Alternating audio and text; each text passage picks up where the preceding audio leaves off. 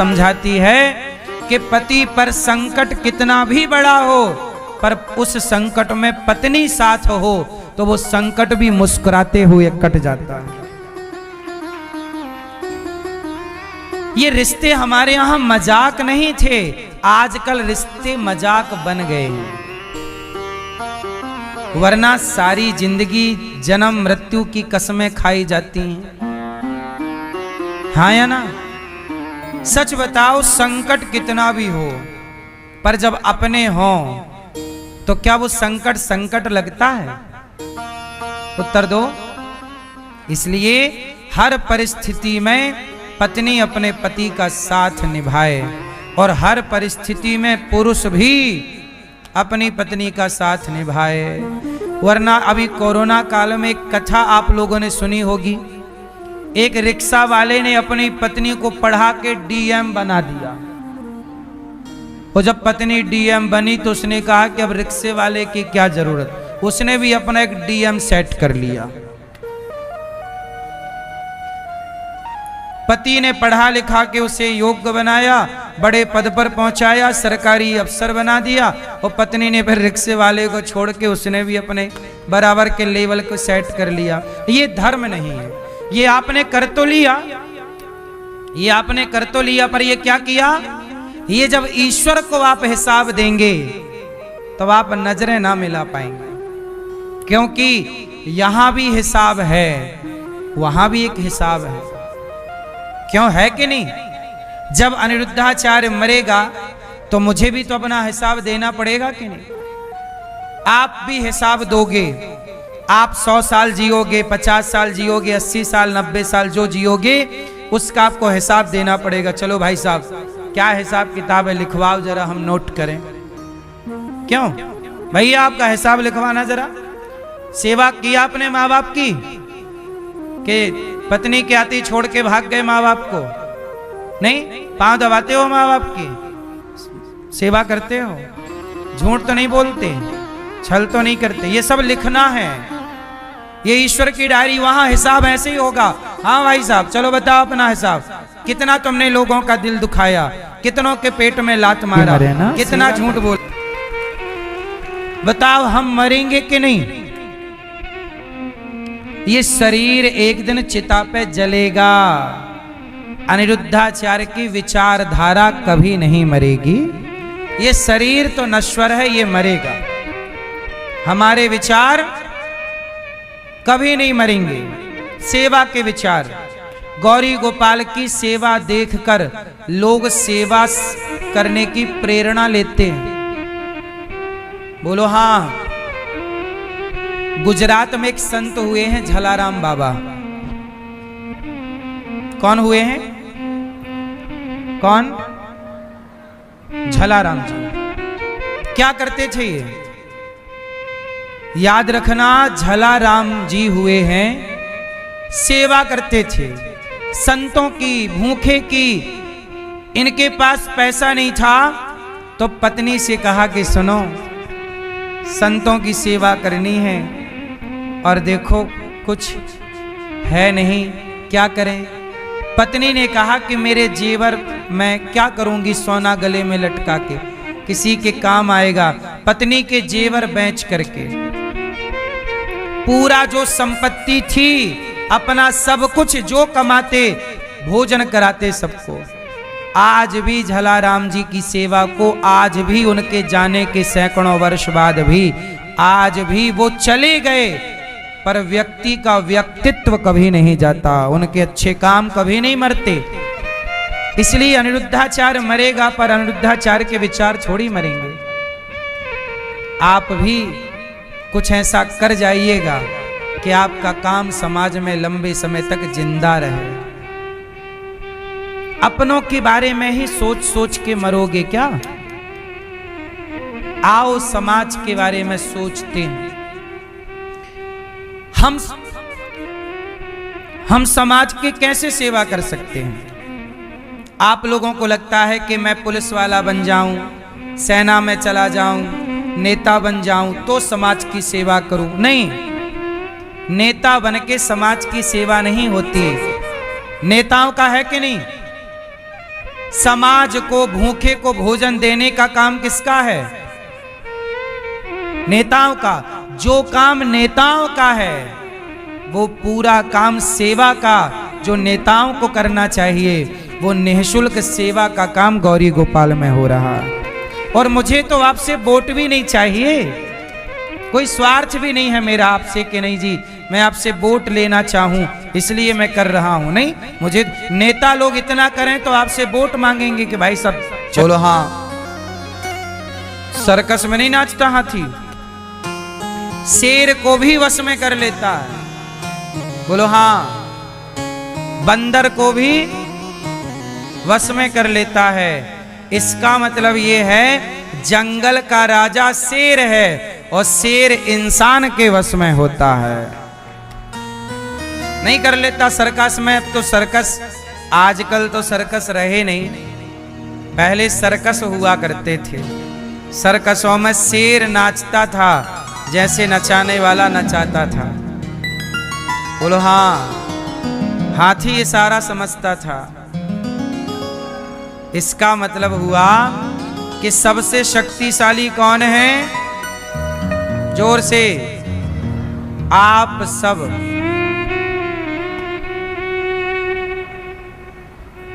आप सब इतने शक्तिशाली हैं कि हाथी को रहने के लिए जो जंगल था वो काट कर इंसानों ने हाथियों को भगा दिया। चल भाग, हम रहेंगे यहाँ। शेर जहां रहता उस जंगल का राजा शेर, अब वो जंगल ही नहीं बचे। अब बोल, कह राजा हो, आपको अच्छा लगता है तोता तो आपने उसे जेल में डाल दिया, कैद कर लिया। अच्छा ये बताओ, कुछ लोग कहते हैं ना कि हम तोते से प्रेम करते हैं। अब आपको मैं दो प्रेमी बता रहा हूं, आपको असली प्रेमी बताना है। मैया बच्चे ना रुलाओ, सुनो मेरी माँ। मैं आपको दो प्रेमी के नाम बताऊंगा, उनमें एक सच्चा प्रेमी आपको पकड़ना है। दो लोग थे, दोनों तोते से प्यार करते थे। तोता, तोता नहीं होता, मिट्ठू, सुआ, तोता, उसे हमारे यहां तोता कहते हैं। तो एक मिट्ठू था, मिट्ठू तो समझते हो, एक मिट्ठू था, मतलब दो लोग थे, दोनों पक्षी से बड़ा प्यार करते। तोता तोता तोता, सुआ क्या किया कि चुपके से तोते को पकड़ लिया। एक प्रेमी ने तोते को, क्योंकि तोते से बहुत प्यार था, तो तोते को पकड़ लिया और पिंजरे में डाल दिया और उसे दाना पानी खिलाए और तोते को पिंजरे में डालकर, अब उसे ये लगा कि ये तोता कहीं भाग ना जाए, तो उस प्रेमी ने उस तोते के पंख काट दिए, उड़ ना जाए। बहुत प्यार करता हूं ना, उड़ ना जाए। एक तो ये प्रेमी है जो अपने प्रेम के लिए तोते को पकड़ता है, उसकी आजादी छीनता है और पिंजरे में डालकर पंख और काटता है, उड़ मत जाना, मेरे लिए तो इसी पिंजरे में रहना। एक तो ये लवर है, प्यार करने वाला। एक दूसरा है, दूसरा भी तोते से बहुत प्यार करता था, तो उसने सोचा कि यदि मैं इसको पकड़ूंगा तो ये बेचारा दुखी हो जाएगा, और मैं प्यार करता हूं इससे, मैं पक्षियों से प्यार करता हूं। एक पक्षी की ही बद्दुआ थी। दुआएं सबकी लेना पर बद्दुआएं पक्षी की भी मत लेना। सीता मैया के बारे में एक कथा मैं हमेशा आपको सुनाता हूं, पद्म पुराण की एक कथा है। सीता मैया बगीचे में खेल रही थी, एक तोती और एक तोता आए। तोती राम जी की कथा सुना रही थी। चूंकि वो तोता वाल्मीकि जी के आश्रम में थे, वहां राम कथा होती, तो वो सीख गए। उड़ते उड़ते संयोग से वो जनकपुर आए। सीता मैया जिस बगीचे में थी, वहीं पेड़ पर तोते को कथा सुना रही। वो तोती पति पत्नी थे। सीता मैया ने तोती को पकड़ लिया, पिंजरे में डाला। तोती चिल्लाई, सीता छोड़ दो। सीता जी बोली, तुम बढ़िया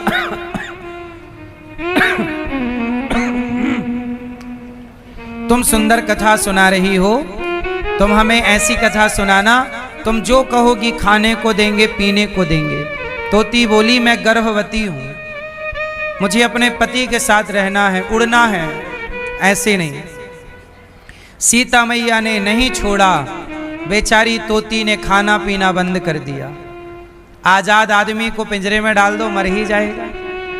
दाना डालो ना, पेड़ लगाओ, पक्षी अपने आप आएगा। प्रेम का मतलब ये नहीं है कि मैं आपके पंख काट दूं। प्रेम का मतलब ये है कि आपकी उड़ान में मैं आपका साथ दूं। मेरे लिए आप उड़े ना, ये तो स्वार्थ है। मेरे लिए आप उड़े ना, ये स्वार्थ है। और आपके उड़ने में मैं सहयोगी बनूं, ये प्रेम है। सही है? जिसे आप प्रेमी कहते हैं, वो स्वार्थी है। प्रेम कुछ अलग ही है। जहां प्रेम होगा, वहां स्वार्थ नहीं होगा।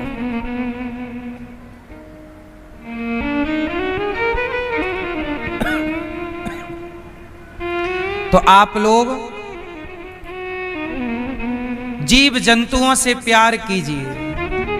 हम सनातनी, हमारे धर्म ने हमें सबसे, हम उस भूमि से आज्ञा लेते हैं कि हे माता पृथ्वी, अच्छा जो भी आप प्लॉट लेते हो ना, प्लॉट खाली पड़ा होगा तो आप जाके देखना उस खाली प्लॉट में कितने जीव जंतु अपने आप होंगे।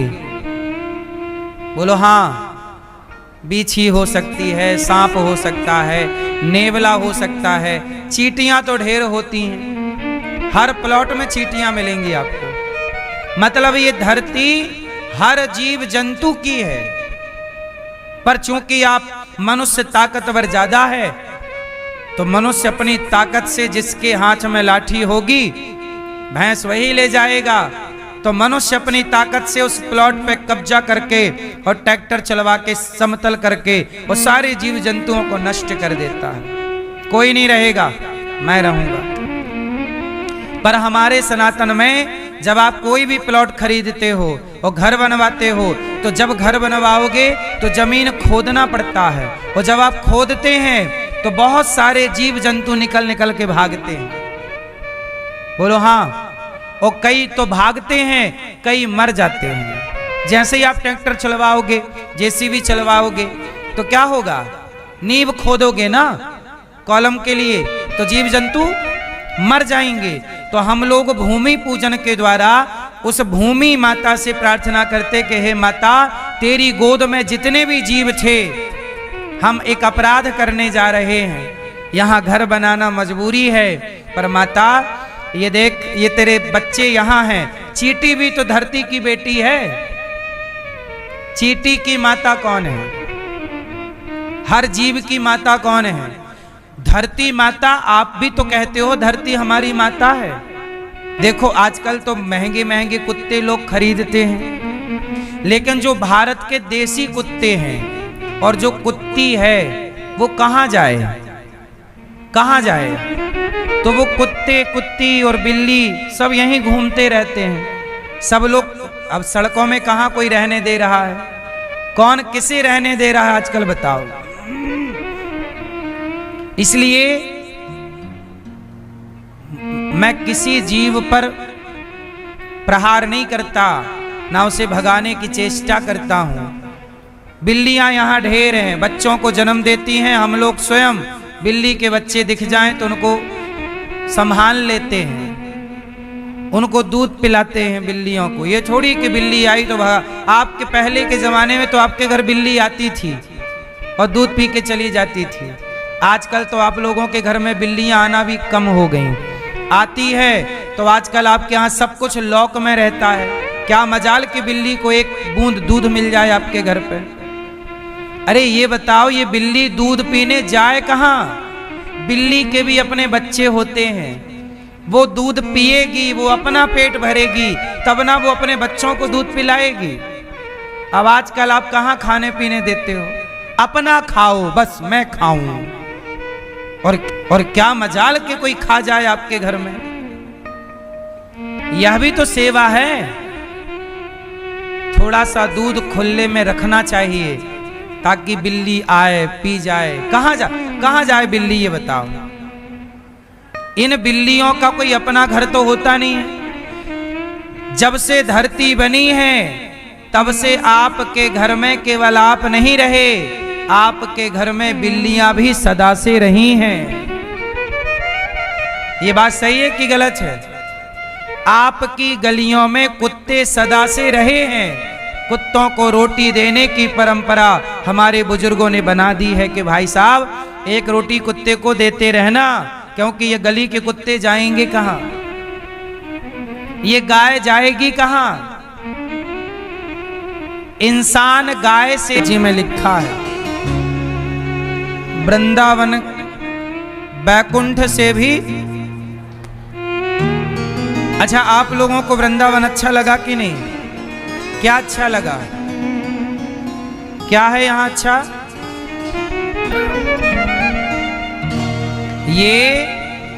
ये भगवान की, जगत के पालनहार की भूमि है, जहां भगवान लीला करते हैं, खेलते हैं, जहां की माटी भगवान खाते हैं। ये वो ब्रज है। ब्रज का फुल फॉर्म है ब्रह्म की रज। जहां ब्रह्म की रज उपलब्ध हो वह ब्रज है। यहां निधि वन में आज भी भगवान लीला करते हैं। आज भी यहां दिव्य रास चल रहा है। आज भी यहां पर भगवान की लीलाएं चल रही हैं। भगवान की लीलाएं खत्म थोड़ी होती हैं। तब भी लीला थी, आज भी लीला है। तब भगवान का दर्शन है, तब भगवान का दर्शन था, आज भी भगवान का दर्शन है। तब भगवान प्रत्यक्ष लीला करते थे, आज उस लीला की कथा हम लोग सुनते और सुनाते हैं। भगवान आज भी यहाँ प्रत्यक्ष रूप से अपने भक्तों को सुन रहे हैं, देख रहे हैं। भगवान कहीं गए नहीं, कहाँ जा सकते हैं भगवान? अब आप लोग सोचते होंगे कि एक भगवान इतने सारे संसार के लोगों को कैसे देखते होंगे। तो मैं आपको बताऊं कैसे देखते होंगे। अच्छा ये बताओ, आप में से कितने लोग इनकम टैक्स देते हैं? देते हो? ऑप्शन पहला सहनशीलता, ऑप्शन दूसरा पैसा, ऑप्शन तीसरा या तलाक छोड़ देना, ऑप्शन चौथा। रिश्तों को चलाने के लिए क्या चाहिए? क्या चाहिए? समझदारी, सहनशीलता, प्यार, पैसा। क्या चाहिए? जोर से तो ध्यान से सुनिएगा।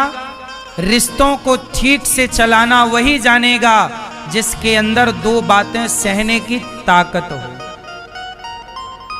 इसलिए आपसे मेरी विनती है कि अपनी बेटी को, अपने बेटे को दो बात सुनने की शक्ति दीजिएगा। आज के लड़के लड़कियां सुनती नहीं, हम तुम्हारी क्यों सुने? भाई साहब रिश्ते बना रहे हो, बैगन की सब्जी नहीं।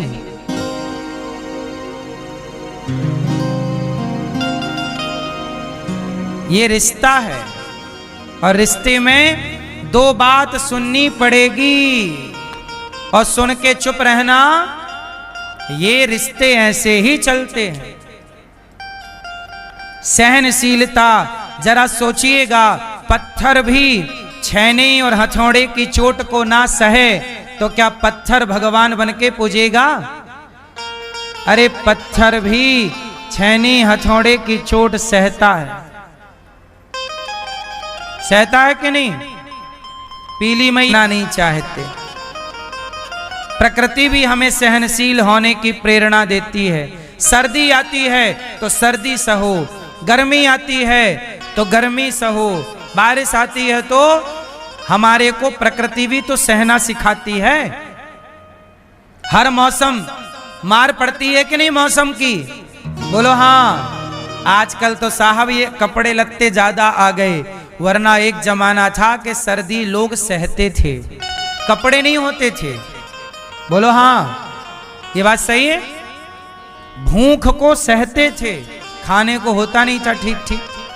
आज के जमाने में सहन कोई नहीं करना चाहे, ना जरा सर्दी सहन, ना जरा गर्मी। पहले के लोग सहनशील थे, इसलिए बिना दवाइयों के भी 90 साल जीते थे। आजकल आदमी जरा खांसी आई तो सहता नहीं है, बीमारी पीछा पड़ जाती है।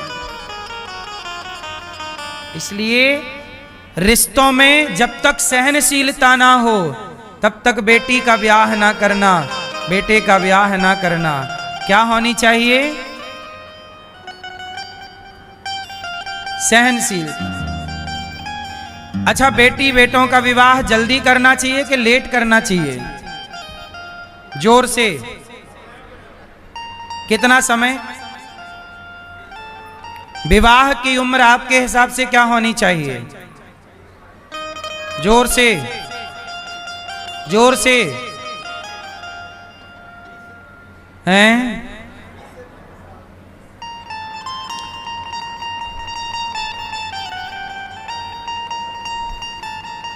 आजकल आपसे कहते हैं कि ब्याह 20 साल 25-30 साल में करना चाहिए। पहले के लोग कब करते थे ब्याह?